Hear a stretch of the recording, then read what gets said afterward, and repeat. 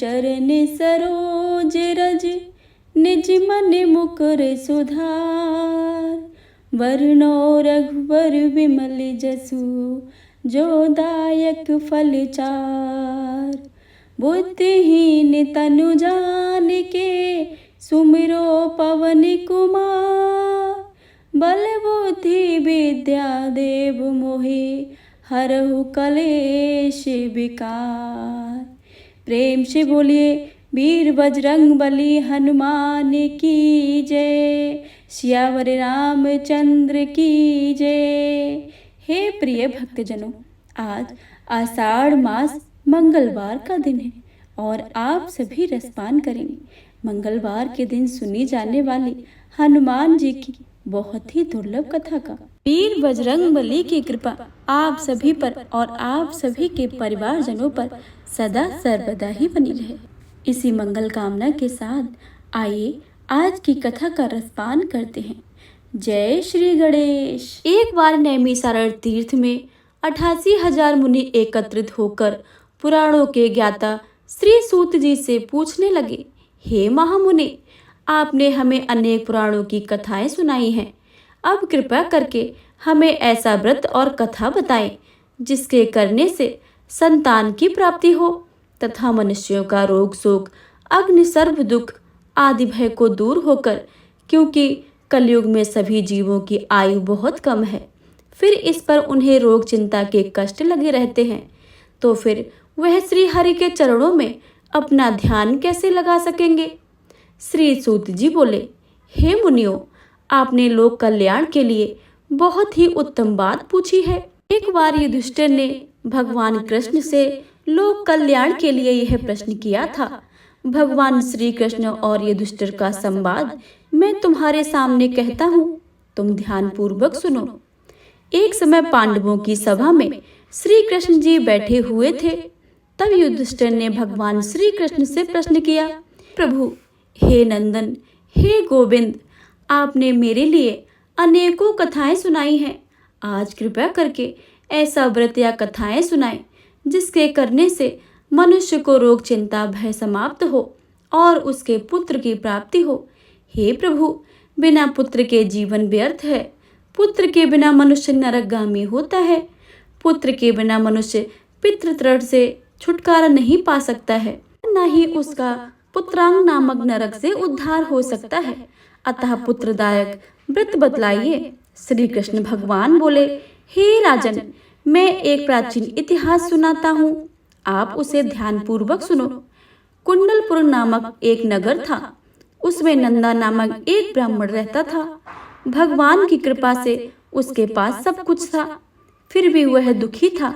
इसका कारण यह था कि ब्राह्मण की स्त्री सुनंदा के कोई संतान न थी। सुनंदा पतिव्रता थी, भक्ति पूर्वक श्री हनुमान जी की आराधना करती थी। मंगलवार के दिन व्रत करके अंत में भोजन बनाकर हनुमान जी का भोग लगाने के बाद स्वयं भोजन करती थी।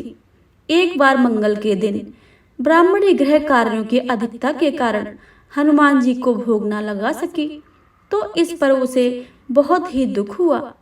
उसने कुछ भी नहीं खाया और अपने मन में प्रण किया कि अब तो अगले मंगल को ही हनुमान जी का भोग लगाकर अन्न जल ग्रहण करूंगी। ब्राह्मणी सुनंदा की इस असीम भक्ति के प्रभाव से श्री हनुमान जी बहुत प्रसन्न हुए और प्रकट होकर बोले, सुनंदा, मैं तेरी भक्ति से बहुत प्रसन्न हूँ, तू उठ और वरदान मांग। सुनंदा अपने आराध्य देव की हनुमान जी को देखकर आनंद की अधिकता से विवल होकर हनुमान जी के चरणों में गिरकर बोली, हे प्रभु, मेरे कोई संतान नहीं है, कृपया करके मुझे संतान प्राप्ति का आशीर्वाद दे तो आपकी अति कृपा होगी। श्री महावीर जी बोले, तेरी इच्छा पूर्ण होगी, तेरी एक कन्या पैदा होगी, उसके अष्टांग प्रतिदिन सोना दिया करेंगे। इस प्रकार कहकर श्री महावीर जी अंतर्ध्यान हो गए। ब्राह्मणी सुनंदा बहुत ही हर्षित हुई। और यह समाचार उसने अपने पति से कहा। ब्रह्मदेव कन्या का वरदान सुनकर कुछ दुखी हुए, परंतु सोना मिलने की बात सुनी तो बहुत प्रसन्न हुए। विचार किया कि ऐसी कन्या के साथ मेरी निर्धनता भी समाप्त हो जाएगी। हनुमान जी की कृपा से वह ब्राह्मणी गर्भवती हुई और 10वें महीने में उसे बहुत ही सुंदर पुत्री प्राप्त हुई। यह बच्ची अपने पिता के घर में ठीक उसी तरह से बढ़ने लगी जिस प्रकार शुक्ल पक्ष में चंद्रमा की कला बढ़ती है। 10वें दिन ब्राह्मण ने उस बालक का नामकरण संस्कार कराया। उसके कुल पुरोहित ने उस बालिका का नाम रत्नावली रखा, क्योंकि यह कन्या सोना प्रदान करती थी। इस कन्या ने पूर्व जन्म में बड़े ही विधान से मंगल देव का व्रत किया था। रत्नावली का अष्टांग बहुत सा सोना देता था। उस सोने से नंदा ब्राह्मण बहुत ही धनवान हो गया। अब ब्राह्मण भी बहुत अभिमान करने लगा था। समय बीतता रहा। अब रत्नावली 10 वर्ष की हो चुकी थी। एक दिन जब नंदा ब्राह्मण प्रसन्नचित्त था, तब सुनंदा ने अपने पति से कहा, मेरी पुत्री रत्नावली विवाह के योग्य हो गई है, अतः आप कोई सुंदर तथा योग्य वर देखकर उसका विवाह कर दें। सुनकर ब्राह्मण बोला, अभी तो रत्नावली बहुत छोटी है। तब ब्राह्मणी बोली, शास्त्रों की आज्ञा की कन्या 8वें वर्ष में गौरी, 9 वर्ष में रोहिणी, 10वें वर्ष में कन्या, इसके पश्चात रजस्वला हो जाती है। गौरी के दान से पाताल लोक की प्राप्ति होती है, रोहिणी के दान से बैकुंठ लोक की प्राप्ति होती है, कन्या के दान से इंद्रलोक से सुखों की प्राप्ति होती है। अगर हे पतिदेव रजस्वला का दान किया जाता है तो घोर नरक की प्राप्ति होती है। इस पर ब्राह्मण बोला, अभी तो रत्नावली मात्र 10 वर्ष की है और मैंने तो 16-16 वर्ष की कन्याओं के विवाह कराए हैं, अभी जल्दी क्या है। तब ब्राह्मणी सुनंदा बोली, आपको तो लोभ अधिक हो गया है। लगता है शास्त्रों में कहा गया है कि माता पिता और बड़ा भाई रजस्वला कन्या को देखते ही वह अवश्य ही नरकगामी होते हैं। तब ब्राह्मण बोला, अच्छी बात है, कल मैं अवश्य ही योग वर तलाश में अपना दूत भेजूंगा। दूसरे दिन ब्राह्मण ने अपने दूत को बुलाकर और आज्ञा दी, जैसी सुंदर मेरी कन्या है वैसा ही सुंदर वर उसके लिए तलाश करो। दूत अपने स्वामी की आज्ञा पाकर निकल पड़ा। पंपई नगर में उसने एक सुंदर लड़के को देखा। यह बालक एक ब्राह्मण परिवार का बहुत धनवान पुत्र था और गुणवान था। इसका नाम सोमेश्वर था। दूत ने इस सुंदर व गुणवान ब्राह्मण पुत्र को बारे में अपने स्वामी को पूर्ण विवरण बता दिया। ब्राह्मण नंदा को भी सोमेश्वर अच्छा लगा और शुभ मुहूर्त में विधि पूर्वक कन्यादान करके ब्राह्मण ब्राह्मणी संतुष्ट हुए। परंतु ब्राह्मण के मन में तो लोभ समाया था। उसने कन्यादान तो कर दिया था, पर वह बहुत खिन्न था। उसने विचार किया कि रत्नावली तो अब चली जाएगी और मुझे इससे तो सोना मिलता था, अब वह मिलेगा नहीं। मेरे पास तो जो धन था उसके विवाह में खर्च हो गया है। जो शेष बचा है वह भी कुछ दिनों पश्चात समाप्त हो जाएगा। तो इसका विवाह करके बहुत ही बड़ी भूल कर दी है। अब कोई ऐसा उपाय हो कि रत्नावली मेरे घर पर ही बनी रहे, अपनी ससुराल न जावे। लोभ रूपी राक्षस ब्राह्मण के मस्तिष्क पर छाता रहा। रात भर अपनी सैया पर बेचैनी से करवटें बदलते बदलते उसने एक बहुत ही क्रूर निर्णय लिया। उसने विचार किया कि जब रत्नावली को लेकर उसका पति सोमेश्वर अपने घर के लिए जाएगा तो वह मार्ग में छिपकर सोमेश्वर का वध कर देगा और अपनी लड़की को अपने घर ले आएगा, जिससे नियमित रूप से उसे सोना भी मिलता रहेगा और समाज का कोई मनुष्य दोष भी नहीं देगा। प्रातःकाल हुआ तो नंदा और सुनंदा ने अपने जमाई और लड़के को बहुत सारा धन देकर विदा किया। सोमेश्वर अपनी पत्नी रत्नावली को लेकर ससुराल में अपने घर की तरफ चल दिया। ब्राह्मण नंदा महालोभ के वशीभूत हो अपनी मति खो चुका था। पाप पुण्य उसे विचार न रहा था। अपने भयानक व क्रूर निर्णय को कार्य रूप देने के लिए उसने अपने दूत को मार्ग में अपने जमाई का वध करने के लिए भेज दिया था, ताकि रत्नावली से प्राप्त होने वाला सोना उसे हमेशा लगातार मिलता रहे और वो कभी निर्धन ना हो। ब्राह्मणों के दूत ने अपने स्वामी की आज्ञा का पालन करते हुए उसके जमाई सोमेश्वर का मार्ग में ही वध कर दिया। समाचार प्राप्त ब्राह्मण नंदा मार्ग में पहुंचा और रुदन करती अपनी पुत्री रत्नावली से बोला, हे पुत्री, मार्ग में लुटेरों ने तेरे पति का वध कर दिया है। भगवान की इच्छा के आगे किसी का कोई वश नहीं चलता है। अब तू घर चल, वहां पर ही रहकर शेष जीवन व्यतीत करना। जो भाग में लिखा है वही होगा। अपने पति का अकाल मृत्यु से रत्नावली बहुत दुखी हुई। करुण क्रंदन से रुंदन करते हुए अपने पिता से बोली, हे पिताजी, इस संसार में जिस स्त्री का पति नहीं है उसका जीना व्यर्थ है। मैं अपने पति के साथ ही अपने शरीर को जला दूंगी और सती होकर अपने इस जन्म को माता पिता के नाम को तथा सास ससुर के यश को सार्थक करूंगी। ब्राह्मण नंदा अपनी पुत्री रत्नावली के ऐसे वचनों को सुनकर बहुत दुखी हुआ। विचार करने लगा, मैंने व्यर्थ ही जमाई का वध का पाप अपने सिर लिया है। रत्नावली तो उसके पीछे अपने प्राण तक देने को तैयार है। मेरा तो दोनों तरफ से मरण हो गया है। धन तो अब मिलेगा नहीं। जमाई वध के पाप के फलस्वरूप यम यातना भी भुगतनी पड़ेगी। यह सोचकर वह बहुत खिन्न हुआ। सोमेश्वर की चिता बनाई गई। रत्नावली सती होने की इच्छा से अपने पति का सिर अपनी गोद में रखकर चिता में बैठ गई। जैसे ही सोमेश्वर की चिता को अग्नि लगाई गई, वैसे ही प्रसन्न होकर मंगलदेव वहां प्रकट हुए और बोले, हे रत्नावली, मैं तेरी पति भक्ति से बहुत प्रसन्न हूँ, तू वरदान मांग ले। रत्नावली ने अपने पति का जीवन दान मांगा। तब मंगलदेव बोले, रत्नावली, तेरा पति अजर अमर है, यह महाविद्वान भी होगा और इसके अतिरिक्त तेरी जो इच्छा हो सो वर मांग ले। तब रत्नावली बोली, हे ग्रहों के स्वामी, यदि आप मुझ पर प्रसन्न हैं तो मुझे यह वर दीजिए कि जो मनुष्य मंगलवार के दिन प्रातः काल लाल पुष्प लाल चंदन से पूजा करके आपको स्मरण करे, उसके रोग व्याधि ना हो, स्वजनों का कभी वियोग ना हो, सर्प अग्नि तथा शत्रुओं का भय ना रहे। जो स्त्री मंगलवार का व्रत करे वह कभी विधवा ना हो। मंगलदेव तथास्तु कहकर अंतर्ध्यान हो गए।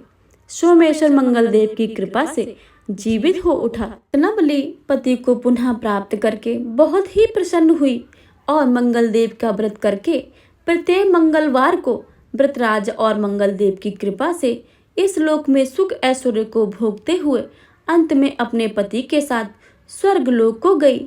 प्रेम से बोले, भगवान मंगलदेव की जय, भगवान वीर बजरंगबली की जय। मंगलवार की एक और कथा के अनुसार एक ब्राह्मण दंपति की कोई संतान नहीं थी, जिसके कारण पति पत्नी दुखी थे। वह ब्राह्मण हनुमान जी की पूजा हेतु वन में चला गया। वह पूजा के साथ महावीर जी से एक पुत्र की कामना प्रकट किया करता था।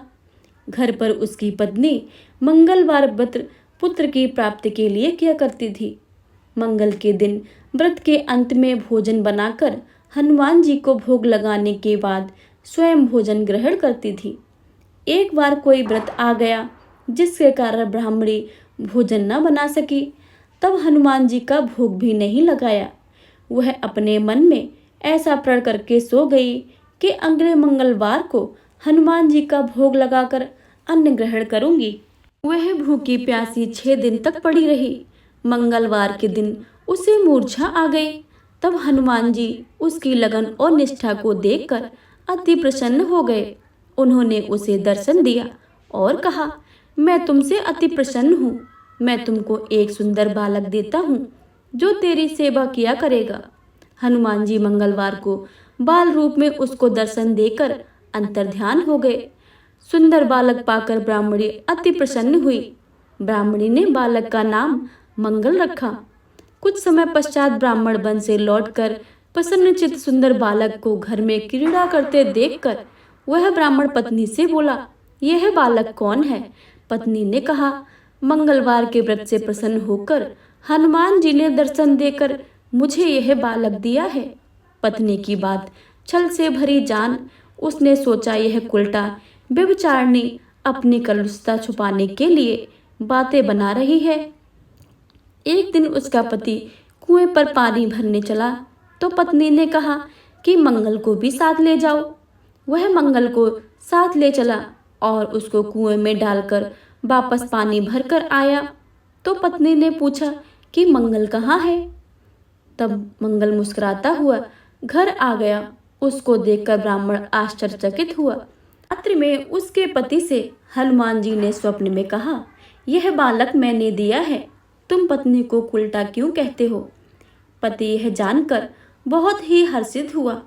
फिर पति पत्नी मंगलवार का व्रत कर अपने दिन को आनंद पूर्वक व्यतीत करने लगे। जो मनुष्य मंगलवार व्रत की कथा को सुनता है या पढ़ता है और नियम से व्रत करता है, उसके हनुमान जी की कृपा से सारे कष्ट दूर होकर सर्व सुख प्राप्त होते हैं। प्रेम से बोले वीर बजरंग बली की जय, हनुमान जी की जय। प्रिय भक्तों, अब आप श्रवण करेंगे मंगलवार की दूसरी कथा।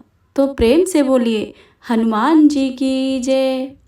एक समय की बात है, एक ब्राह्मण दंपति की कोई संतान नहीं थी, जिस कारण वह बेहद दुखी थे। एक समय ब्राह्मण वन में हनुमान जी की पूजा के लिए गया। वहां उसने पूजा के साथ महावीर जी से एक पुत्र की कामना की। घर पर उसकी स्त्री भी पुत्र की प्राप्ति के लिए मंगलवार का व्रत करती थी। वह मंगलवार के दिन व्रत के अंत में हनुमान जी को भोग लगाकर ही भोजन करती थी। एक बार व्रत के दिन ब्राह्मणी ने भोजन नहीं बना पाया और न ही हनुमान जी को भोग लगा सकी। उसने यह प्रण किया कि वह अगले मंगलवार को ही भगवान को भोग लगाकर ही भोजन करेगी। वह भूखी प्यासी 6 दिन तक पड़ी रही। मंगलवार के दिन वह बेहोश हो गई। हनुमान जी उसकी निष्ठा और लगन को देखकर प्रसन्न हुए। हनुमान जी ने उन्हें आशीर्वाद स्वरूप ब्राह्मणी को एक पुत्र दिया और कहा कि यह तुम्हारी बहुत ही सेवा करेगा। बालक को पाकर ब्राह्मणी अति प्रसन्न हुई। उसने बालक का नाम मंगल रखा। कुछ समय उपरांत जब ब्राह्मण घर आया तो बालक को देखकर पूछा कि यह कौन है। तब पत्नी बोली कि मंगलवार व्रत से प्रसन्न होकर हनुमान जी ने उसे यह बालक दिया है। ब्राह्मण को अपनी पत्नी की बात पर विश्वास नहीं हुआ। एक दिन मौका देखकर ब्राह्मण ने बालक को कुएं में गिरा दिया। घर पर लौटने पर ब्राह्मणी ने पूछा कि मंगल कहाँ है। तभी मंगल पीछे से मुस्कुराकर आ गया। उसे वापस देखकर ब्राह्मण आश्चर्यचकित रह गए। रात्रि को हनुमान जी ने उसे सपने में दर्शन दिए और बताया कि यह पुत्र उन्होंने दिया है। ब्राह्मण सत्य जानकर बहुत ही खुश हुआ। इसके बाद ब्राह्मण दंपति प्रत्येक मंगलवार को व्रत रखने लगे। जो मनुष्य मंगलवार को व्रत करता है, कथा को पढ़ता है और सुनता है और नियम से व्रत रखता है, उसे हनुमान जी की कृपा से सब कष्ट दूर होकर सर्व सुख प्राप्त होता है और हनुमान जी की दया का पात्र बनता है। तो प्रेम से बोलिए वीर बजरंगबली हनुमान जी की जय।